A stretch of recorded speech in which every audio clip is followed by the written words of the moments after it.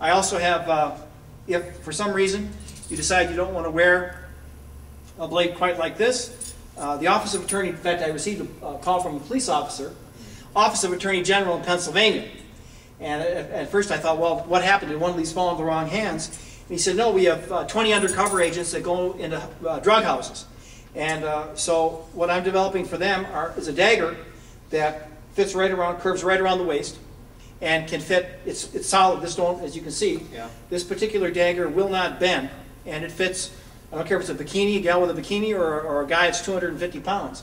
You can also stack these, put them series together like this, put them, and you'd actually have two weapons to fight with. Additionally, we also have developed the double razor dagger, and this again stores right underneath your pants, which is not going to move. Can come out as a single dagger like this. Now you can fight like all sorts of techniques, or you can break them apart. And now you have a system where you can fight with two separate daggers, both razor edges on each side. So you've got 4 quad edge, double point on each system.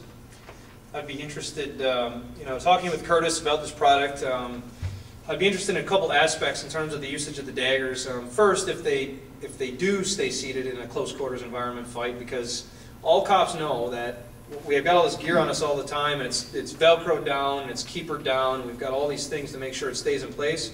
But every one of us on the street knows what happens when we get in that tussle. That belt ends up turning around and chaining its way this way and that, and things get dislodged and loose.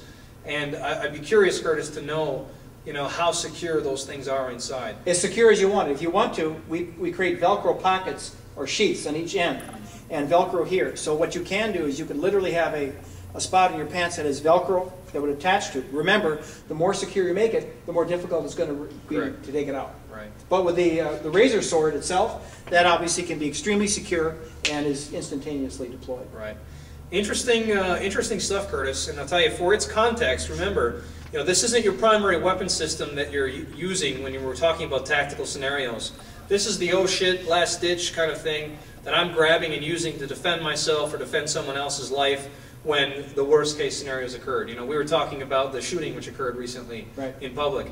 More and more, you go out in public and the greater public is just at risk as a police officer on the street or anybody else out there in a combat zone sometimes. You never know when something like that's going to happen. Well, if you're in a crowd of people, you're going to deploy a handgun and shoot at that assailant. You're going to hit people behind that individual. So you've got a choice. What do you do? So at least you have another option. Colonel Davis in Afghanistan is using a series of these. He would use it in the case that his either weapons are deprived, he is captured, they don't search real well, he has another method to defend himself. Right. There is no such thing. I read an article on ARMA. There is no best sword. There is none. It's just the application. Let's expand that idea. There's really no such thing as a best weapon. Right. Okay. There's a weapon, and then there's your familiarity and ability to use it and the context in which it's employed. So again, I'm sure we're going to probably get a lot of comments on my website about this tool and say, oh, well, that thing is not going to be good for X, Y, and Z purpose. Right. But what happens is whenever people think about those things, they're not placing the weapon in its proper context. Remember what it's made for, what uses it's made for, and what scenario would implement its use or what would call for its usage. Keep that in mind always when you're thinking about these things. If I got somebody attacking me and I'm unarmed, in other words, let's say I'm deprived of my main firearm, or let's say it goes down, or whatever, and I have this as a backup, based on my training experience, I'm going to feel reasonably comfortable grabbing this and employing this and using this to defend my life, because there's a lot of material, there's a lot of range I can get with this thing, there's a lot of damage I can create and stop that assailant instantaneously with a weapon like this. There's no doubt about it in my mind.